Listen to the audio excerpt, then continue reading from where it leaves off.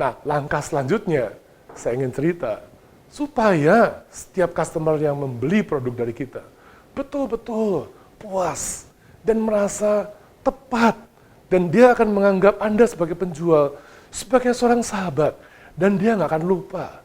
Nama Anda akan ada di nomor HP-nya, nama Anda, nomor HP Anda ada di situ, dan kalau orang tanya, pasti akan merefer langsung ke nama Anda. Bagus kan? Nah, langkah apa yang harus kita lakukan? Nah, rupanya menjual itu ada rumusnya, ada formulanya. Saya bertahun-tahun dari tahun 87, saya menerapkan satu formula yang sederhana. Namanya Aida My Darling. Aida My Darling, kalau diterjemahkan bahasa Indonesia artinya Aida kekasihku. Apakah artinya, definisinya gimana? Nah, kita akan kupas satu demi satu. Yang pertama adalah Aida dulu. Aida itu A-I-D-A.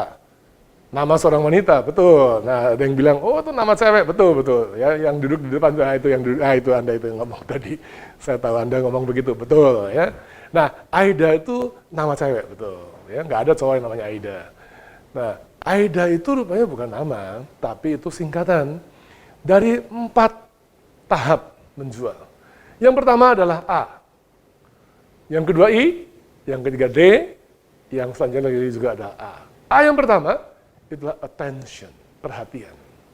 Setelah itu, I, interest. D, desire. Dan A yang terakhir adalah action. Nah, saya akan jelaskan secara sederhana, supaya Anda terbuka dan mengerti, oh ini tuh artinya Aida. Wah, Aida mah kalau begini mah nggak susah. Ya emang nggak susah. Saudara kalau belajar dari saya nggak ada yang susah, semuanya mudah. Tapi ingat, setelah belajar jangan hanya diingat-ingat, dihafalin. Saudara nggak perlu menghafalkan. Yang saudara perlukan adalah melakukan, mempraktekkan. Dihafalkan nggak ada gunanya. Tapi harus dipraktekkan, maka Anda akan menjadi seorang penjual yang hebat. Nah, A, yang pertama adalah attention. Attention itu artinya apa? Attention itu artinya perhatian. Nah, saudara kalau kita mau jual produk, ya, kalau kita ingin menjual produk, kita yang pertama kali kita harus berusaha untuk menarik perhatian orang yang mau beli produk kita, atau yang kita harapkan orang itu bisa membeli produk kita, harapkan perhatiannya dulu. Jangan harapkan keputusan untuk membeli, itu terlalu jauh. Jangan bayangin, makanya tadi saya bilang yang namanya orang yang di pelajaran sebelumnya yang namanya Budi, belum apa-apa sudah mau jualan ini, jualan itu. Nggak ada orang yang mau, nggak ada. Saudara kok tiba-tiba datang ke satu mall, lagi jalan dan tiba-tiba ada satu orang datang pada saudara, dia keluarkan handphone. Dan kemudian orang itu bilang gini, Pak, ini handphone keluaran terakhir. Harganya di toko 5 juta. Hari ini saya kasih 2,5 juta. Bapak mau beli nggak? Nah, sekarang saya tanya, ditawarin gitu di mall. Orang yang saudara nggak kenal, orangnya rapi, pakai jas kayak saya, penampilan wajahnya juga dapat dipercaya, dan dia ngomong, Pak, harganya 2,5 juta. Bapak beli di toko 5 juta, beli sama saya 2,5 juta. Saya tanya, Bapak beli apa enggak? Bapak, Ibu, Saudara atau Saudari beli apa enggak? Mungkin ada yang beli, tapi sebagian besar enggak. Kenapa? Karena Anda nggak tahu siapa yang jual. Jadi kalau belum apa-apa kita nawarin, setiap orang tidak akan dengan mudah mengatakan iya.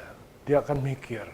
Apalagi kalau dengan harga 5 juta jadi 2,5 juta, mungkin kita mikir, wah jangan-jangan dia baru nyuri nih dari toko HP yang di sana. Jangan-jangan ini dia penadah gelap. Oh jangan-jangan ini, jangan-jangan itu. Malah kita ada nggak berani.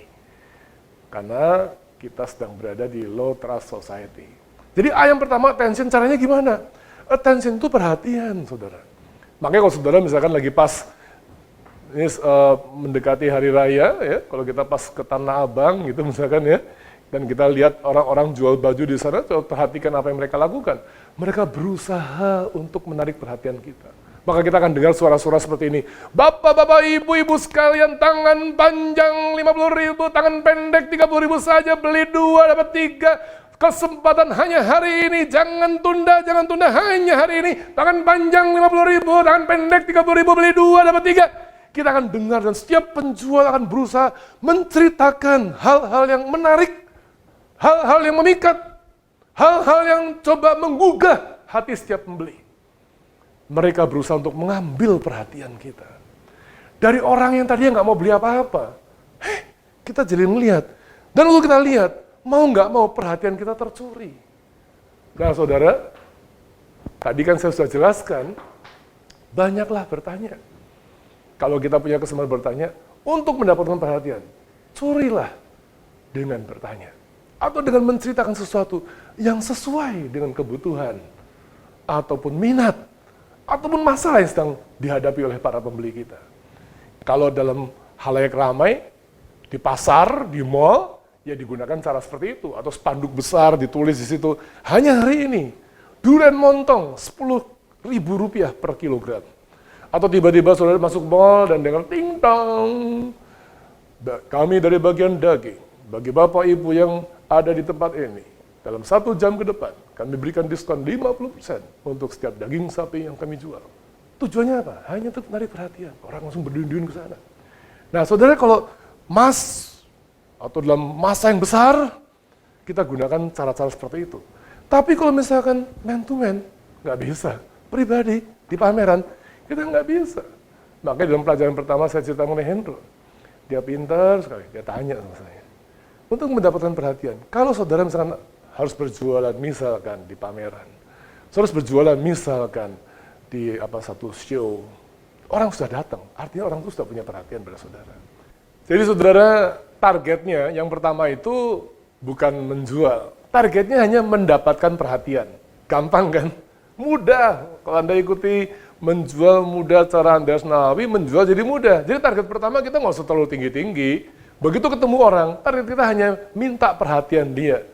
Jadi kalau misalkan ada ibu-ibu tadi yang saya tanya ya, kalau enggak misalkan seorang bapak atau suami istri yang masih muda yang belum punya anak.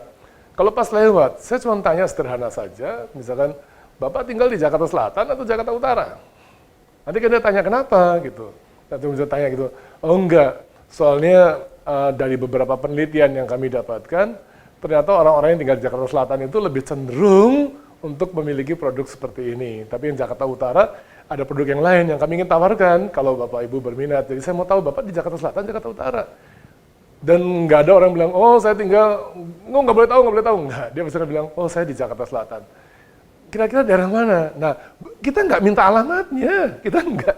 Yang kita minta hanya perhatiannya, supaya dia berhenti, lagi jalan, tiba-tiba dia berhenti, dan ngobrol sama kita. Enak kan? Nah, makanya Joe Girard, itu guru saya, dia selalu bilang, kalau kamu naik lift, di lift, itu kesempatan istimewa.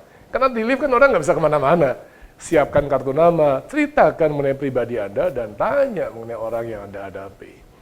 Anda misalkan tiba-tiba harus tunggu di dokter, lagi ngobrol di dokter, lagi di rumah sakit, lagi sama-sama ngantri beli tiket menonton, sama-sama lagi diundang acara khusus, kesempatan.